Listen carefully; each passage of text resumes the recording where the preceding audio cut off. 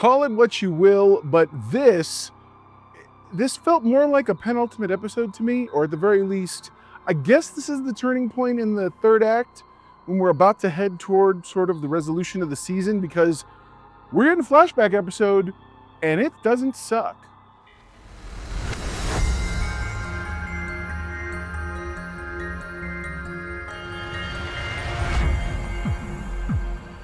What's up, my know-it-alls? All right, so the next episode of Alien Earth has dropped, and this one's called In Space, comma, No One, period, ellipses.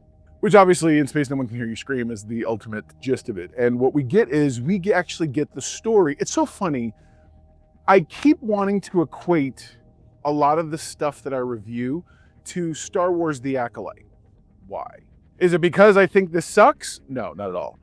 It's just Star Wars The Acolyte was one of the shows that was the most egregious when it came to setting up the time jumps and the flashbacks incorrectly, and essentially telling us the wrong order of events when it comes to how you normally tell stories, or how stories are told stereotypically.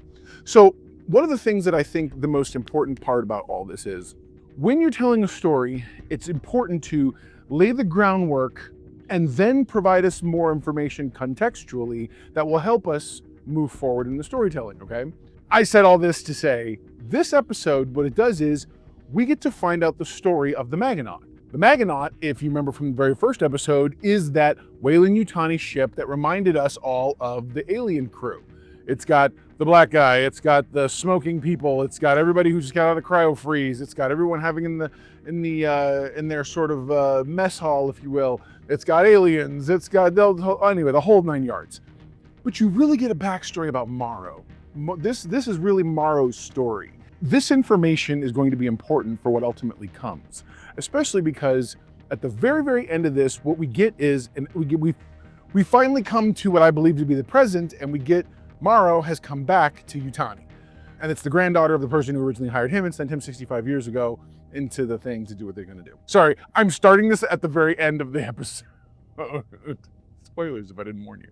When you see this relationship that so clearly has begun off screen with Yutani, her grandmother or whatever.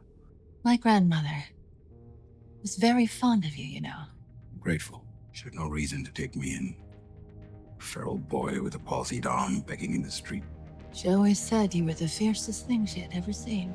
He basically tells her, she's like, my grandmother said she could depend on you, you were all these wonderful things. And he goes, and he's literally like, maybe the lawyers can fix this. Unless lawyers mean soldiers, we're gonna have to do this my way. He's become the epitome of a company man. And so when she walks out and says, give him whatever he needs, I was like, whoa. So if you understand the lore of Alien, the Alien franchise, you understand that Weyland-Yutani, and Yutani specifically, is very important, as it is the foundation of the entire Alien franchise. To see that at this point in time, he has so much of they're loyal to him because he's loyal to them. And it's a type of relationship that we don't see often related to Weyland-Yutani at all in any way, shape, or form. Because normally Weyland-Yutani is always focused on, give me the thing, give me the thing, give me the thing. But he's in that corner. And when we watch this entire thing, he gets woken up because of the mistake that happened. So he begins to do an investigation. And in this investigation, he uncovers the fact that there was a guy. Yeah. First, he has to rebuild someone tried to delete the logs. He rebuilds the logs. He finds out this one crewman named Petrovich has woken up, because the one thing the computer tells him is the actual cryotubes, they don't tell you if someone's in them. They just tell you if they're on. And I was like, that's a funny distinction. Okay. Literally, so he finds this guy talking to the boy Cavalier, Kid Genius. And apparently this guy was trying to get whatever they were searching for out in space. And so it makes it a very different proposition Because you sit here and you say, well, hang on, I thought it just because it crashed, that's why it just so happens, and that caught his attention. Like, ooh, look, something shiny. No, not at all. Apparently, he was after this. It begs to reason that in this future time period, with the corporations running everything, that they would, like any good government, have espionage. Whether or not they call it corporate espionage or something else, at the end of the day, it still boils down to they have someone they've hired to keep an eye on what's happening in other countries, corporations. And that person then contacts them and is like, hey, this is thing going on. He's like, okay, cool. And so he talks to him and he tells him, yeah. So the guy sets it up to crash, specifically so that it's so funny. They have a part that says, this has just gone from a spaceship to a missile. And then at one point, dude actually cuts off all navigation capabilities, so they're stuck on their course. And he goes, yeah, this just went from a missile to an arrow. Meaning it's not even coming in on any, it's crashing. And we literally get all the way up to the doorstep of when the XO, who's now the captain, is sitting there at the window while dude's inside the mother control center. And she's like, let me in, Digga, let me in. And he turns on the welding hand part and welds the door shut. You remember that from the first episode, from those opening montage pieces, okay? So this is that fullness of that story. Did anybody else think to themselves, this was the show that we thought we were gonna get with Alien Earth? I sure did. So when I first signed on, if you will, to watch the show, I realized this episode is what I kind of figured the whole series would be. I assumed there was no way that you could bring the xenomorph to Earth. One, because of the nature of how highly infestatious it is, at least from what we've seen in other movies. Literally, it's like, but they've done a great job controlling that. Anyway, but I thought the show was going to be all their efforts, and I kind of figured when the first episode started that it was going to, we're going to be on a ship, and they're going to be the ones who are observing this thing. We're going to see them collect them. We're going to see them catch them. And then eventually things are going to go bad, very similar to what happened on the previous ship, on the Nostromo's, only to then eventually get to potentially this moment. And then at the end of the climax of a series of like that, you would eventually get, we're going to get to Earth. If it gets to Earth, it's going to infest, blah, blah, blah. And you have to see some heroic crew people on the term, almost like Andor, you would see some heroic crew people sacrifice themselves, but so that the xenomorphs could never reach Earth. That was the show that I originally thought we were signing up for. Au contraire.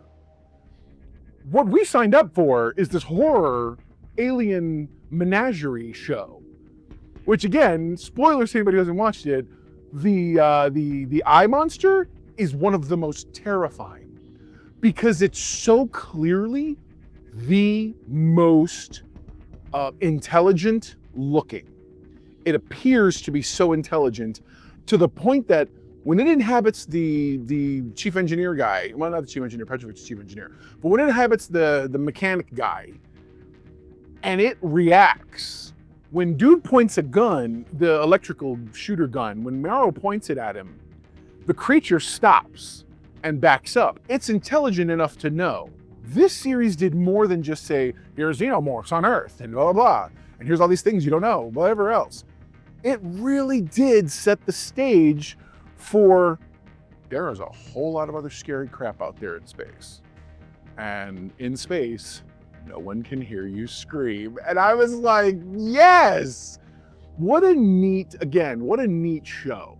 Not to mention the fact, so a lot of folks are gonna be like, wow, this took us off the track and this and this. No, this gave me the contrast.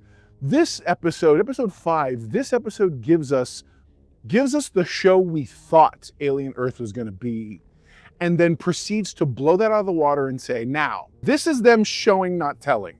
The first part was them telling us who Morrow was and what his mission was, and then we got little tidbits as you went forward. This episode is showing us who Morrow is, what he's willing to give up, what he has given up, and we got a better understanding of the economics of the future in terms of how the shares work and everything else. Seeing the other alien creatures showcased in this was surprisingly very, very exciting. Everything is intelligent, by the way. Yeah, the thing we think is a big alien leech from earlier, yeah, it's super smart. It finds a way to get out just through observation, how to get out of its little control case thing. It proceeds to get out to where the water, the one science lady has her water bottle, and then shoots, it squirts its offspringy type tadpole things into the water, and then you proceed to go through a tension follow of like, she picks it up, she goes to drink it, she gets distracted, all this stuff until eventually you get to the scene in the mess hall with the kid, and the kid, because he starts choking, grabs her water and guzzles it down, and you're like, oh God.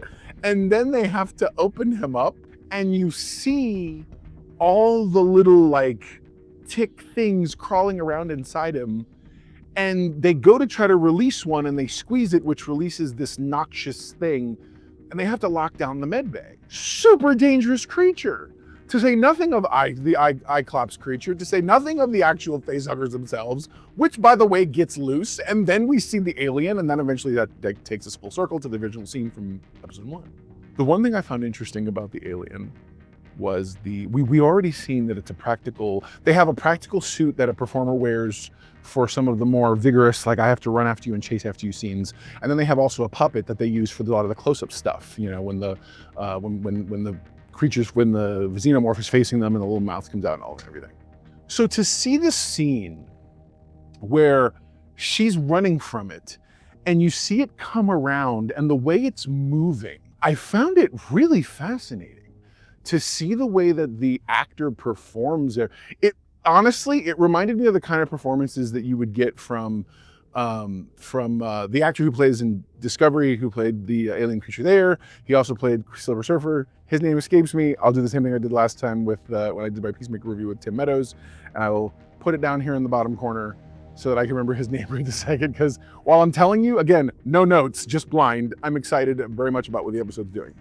But yeah, so, and then you end with, obviously, the commitment, like I talked about at the top of this, which is you end with him meeting Yutani in the present and swearing he's going to get this thing back. We really see nothing. We don't see Wendy, we don't see the Lost Boys, we see none of what's happening there in Prodigy whatsoever. All we see is this scenario. And normally this would be a filler episode, or I'd be upset because the momentum wasn't moving forward, but this was timed correctly. This was the perfect sweet spot. I would not have put this episode anywhere else in time. This fit perfectly here. It told the story it needed to tell and progressed us, didn't go too far in the future. So I'm not in danger of there being other flashbacks. I feel like this told a wonderfully encapsulated story, butted us right up to where episode 1 sort of starts. And now we can jump back into time with the full understanding of who Morrow is, what he's doing. This did the episode what this type of episode is supposed to do. And that is impressive. So there you go, now you know, and if knowing's half the battle, you're halfway to being a know-it-all yourself. What's the know-it-all index for this episode of Alien Earth? I tell you what, I loved everything about this episode. This, not only is it a character piece, not only is it pseudo-filler episode, because it's not, it actually did wonderful storytelling and wonderful character work. This episode's gonna get a solid 9 out of 10 for me. I know we'll meet again some sunny day. Tell me below what you thought. Did you love the episode? Did you hate the episode? Are you enjoying the series? Are you liking the story they're telling? How about the lore they're building around everything? I know I'm truly excited to see sort of what comes next, and I hope you are too. Let's talk about it down below. All right, guys, I'll talk to you again next week. Never forget, everyone loves a know-it-all. Bye, guys.